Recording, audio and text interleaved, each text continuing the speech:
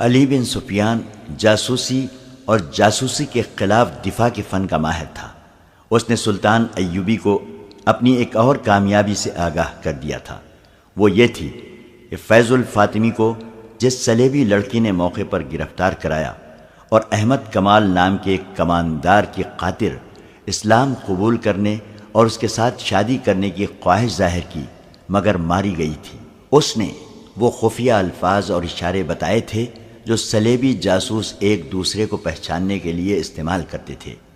اس کی نشاندہی پر چند ایک مسلمان بھی پکڑے گئے تھے جو صلیبیوں سے زر و جواہرات اور خوبصورت لڑکیاں لے کر ان کے لیے جاسوسی کرتے تھے۔ انہوں نے علی بن سفیان کے تہہ خانے میں تصدیق کی تھی کہ یہ الفاظ اور اشارے استعمال ہوتے ہیں۔ اشارے یہ تھے کہ جاسوس جو ایک دوسرے سے پہلی بار ملتے اور ایک دوسرے کے متعلق یقین کرنا چاہتے تھے، ان میں سے ایک آسمان کی طرف دیکھ کر کہتا تھا معلوم نہیں موسم کیسا رہے گا۔ وہ ایسی بے پرواہی کے سے لہجے میں کہتا تھا جیسے یوں ہی اسے موسم کا خیال آ گیا ہو۔ دوسرا کہتا تھا بارش آئے گی، اسے جواب ملتا تھا آسمان بالکل صاف ہے، اور دوسرا کہتا تھا ہم گھٹائیں لائیں گے، اور وہ قہقہہ لگاتا تھا۔ قہقہے کی ضرورت یہ ہوتی تھی کہ یہ مکالمہ کوئی اور سن لے یا دوسرا آدمی جاسوس نہ ہو تو وہ یہ سمجھے کہ اس آدمی نے مذاق کیا ہے۔ علی بن سفیان کو بتایا گیا تھا کہ یہ خفیہ مکالمہ اس وقت بدلا جائے گا جب یہ ظاہر ہو جائے گا۔ دوسری بات جو علی نے معلوم کی تھی وہ یہ تھی کہ جاسوس ایک دوسرے کو اپنا نام نہیں بتاتے۔ ان کا ہیڈ کوارٹر فلسطین کا ایک قصبہ شوبک تھا جو ایک قلعہ تھا۔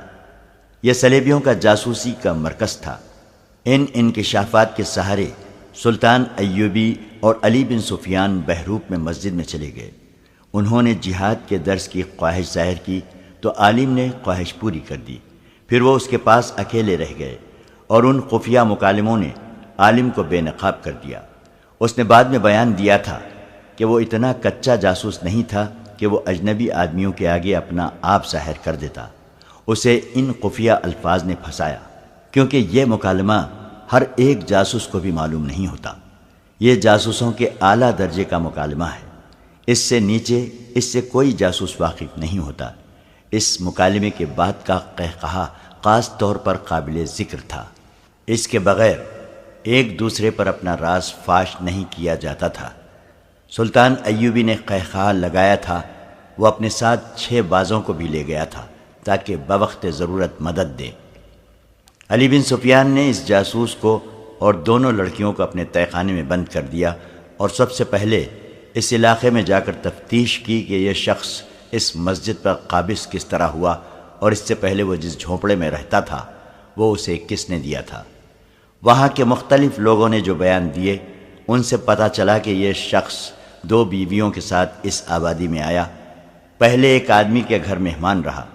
جب لوگوں نے دیکھا کہ یہ تو کوئی عالم فاضل ہے تو انہوں نے اسے یہ جھونپڑا دے دیا۔ وہ اس مسجد میں نماز پڑھنے جایا کرتا تھا۔ وہاں بہت مدت سے ایک پیش امام تھا۔ یہ شخص پیش امام کا مرید بن گیا۔ 15-16 روز بعد پیش امام نے مسجد میں ہی پیٹ درد کی شکایت کی۔ یہ شکایت اتنی تیزی سے بڑھی کہ اس کے بعد پیش امام مسجد میں نہ آ سکا۔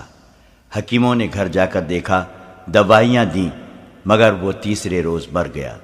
اس کے بعد اس عالم نے لوگوں سے بات کر کے مسجد سنبھال لی۔ اس نے ایسا تاثر پیدا کیا کہ لوگ اس کے عقیدت مند ہو گئے اور اس کی ضرورت کے مطابق اسے مکان دے دیا۔ علی بن سفیان کے پوچھنے پر لوگوں نے اسے بتایا کہ انہوں نے کئی بار اس شخص کو پیش امام کے لیے کھانا لے جاتے دیکھا تھا۔ علی بن سفیان جان گیا کہ پیش امام کو اس آدمی نے زہر دیا ہے اور اسے راستے سے ہٹا کر مسجد پر قبضہ کیا تھا، اور اس جاسوس کے گھر کی تلاشی میں بہت سے ہتھیار برآمد ہوئے تھے جو مختلف جگہوں میں چھپائے ہوئے تھے۔ وہاں سے زہر بھی برآمد ہوا۔ وہ ایک کتے کو دیا گیا تو کتا 3 دن بے چین رہا اور گرتا اور اٹھتا رہا۔ تیسرے دن شام کے بعد کتا مر گیا۔ علی بن سفیان نے اپنی تفتیش سلطان ایوبی کے آگے رکھی تو سلطان نے اس سے کہا ان تینوں کو قید میں خوب پریشان کرو اور انہیں خوفزدہ کیے رکھو، لیکن میں انہیں جلاد کے حوالے نہیں کروں گا اور انہیں قید میں بھی نہیں ڈالوں گا۔ پھر آپ کیا کریں گے؟ علی بن سفیان نے پوچھا۔ میں انہیں حفاظت اور عزت سے واپس بھیج دوں گا۔ علی بن سفیان نے حیرت زدہ ہو کر سلطان ایوبی کے منہ کی طرف دیکھا۔ سلطان نے کہا، میں ایک جوا کھیلنا چاہتا ہوں علی، ابھی مجھ سے کچھ نہ پوچھنا، میں سوچ رہا ہوں کہ یہ بازی لگاؤں یا نہیں۔ اس نے ذرا توقف سے کہا، کل دوپہر کے کھانے کے بعد نائب سالاروں، مشیروں، اعلیٰ کمانداروں اور انتظامیہ کے ہر شعبے کے سربراہ کو میرے پاس لے آنا، تمہاری موجودگی بھی ضروری ہے۔ علی بن سفیان نے اس رات پہلی بار اس عالم سے تفتیش کی، لیکن وہ بہت بڑا سخت آدمی نکلا۔ اس نے کہا، غور سے میری بات سن لو علی بن سفیان، ہم دونوں ایک ہی میدان کے سپاہی ہیں۔ تم میرے ملک میں کبھی پکڑے گئے تو مجھے امید ہے کہ تم جان دے دو گے، اپنے ملک اور اپنی قوم کو دھوکہ نہیں دو گے۔ تم یہی توقع مجھ سے رکھو۔ مجھے معلوم ہے میرا انجام کیا ہوگا، اگر میں تمہیں وہ ساری باتیں بتا دوں جو تم مجھ سے پوچھنا چاہتے ہو تو بھی تم لوگ مجھے بخشو گے نہیں۔ مجھے اس تہہ خانے میں مرنا ہے، خواہ تم جلات سے مروا دو، خواہ اذیت میں ڈال کر مار دو، پھر میں کیوں اپنی قوم کو دھوکہ دوں؟ مجھے امید ہے کہ تم اپنا ارادہ بدل دو گے۔ علی بن سفیان نے کہا، کیا تم ان دو لڑکیوں کی عزت بچانے کی خاطر یہ پسند نہیں کرو گے کہ میں جو پوچھوں وہ مجھے بتا دو؟ کیسی عزت؟ اس نے جواب دیا، ان لڑکیوں کے پاس صرف حسن اور ناز نخرے ہیں، یا وہ استادی ہے جس سے وہ پتھروں کو بھی موم کر لیتی ہیں۔ ان کے پاس عزت نام کی کوئی چیز نہیں۔ یہی تو انہیں سکھلایا جاتا ہے کہ اپنی عزت سے دستبردار ہو جاؤ۔ ہم لوگ اپنی جان اور عزت بہت دور پھینکاتے ہیں۔ تم ان لڑکیوں کے ساتھ جیسا بھی سلوک کرنا چاہو کر لو، انہیں میرے سامنے ذلیل کر لو، میں تمہیں کچھ نہیں بتاؤں گا، لڑکیاں بھی تمہیں کچھ نہیں بتائیں گی۔ جاسوس لڑکیوں کو ہم سزائے موت دے دیا کرتے ہیں، انہیں ذلیل کبھی نہیں کیا۔ علی بن سفیان نے کہا، ہمارا مذہب عورت کو اذیت میں ڈالنے کی ہمیں اجازت نہیں دیتا۔ میرے دوست، جاسوس نے کہا، تم پیار کا حربہ استعمال کرو یا اذیت کا، ہم میں سے کوئی بھی اپنے ان ساتھیوں کی نشاندہی نہیں کرے گا جو تمہاری سلطنت کی جڑوں میں بیٹھے ہوئے ہیں۔ تم نے لڑکیوں کے ساتھ اچھا سلوک کرنے کا وعدہ کیا ہے، میں اس کے عوض تمہیں یہ بتا دیتا ہوں کہ یہ میری اور تمہاری جنگ نہیں، یہ سلیب اور چاند تارے کی جنگ ہے۔ میں ان معمولی سے جاسوسوں میں سے نہیں ہوں جو ادھر کی خبریں ادھر بھیجتے ہیں اور تمہارے آئندہ کے ارادے معلوم کرتے رہتے ہیں۔ اس شعبے میں میرا رتبہ بہت اونچا ہے، میں عالم ہوں، اپنے مذہب کا مطالعہ اتنا ہی گہرا کیا ہے جتنا تمہارے مذہب کا، انجیل اور قرآن کی تہ تک پہنچا ہوں۔ میں اعتراف کرتا ہوں کہ تمہارا مذہب بہتر اور سادہ ہے، یہ ہر انسان کا مذہب ہے جس میں کوئی پیچیدگی نہیں، اس کی مقبولیت کی وجہ بھی یہی ہے، مگر میں تمہیں یہ بھی بتا دینا چاہتا ہوں کہ تمہارے دشمنوں نے تمہارے مذہب کی اصلیت کو بگاڑ دیا ہے تاکہ اس کی مقبولیت ختم ہو جائے۔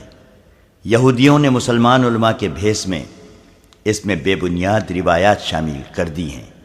اسلام توہمات کے خلاف تھا، مگر اس وقت سب سے زیادہ توہم پرست مسلمان ہیں۔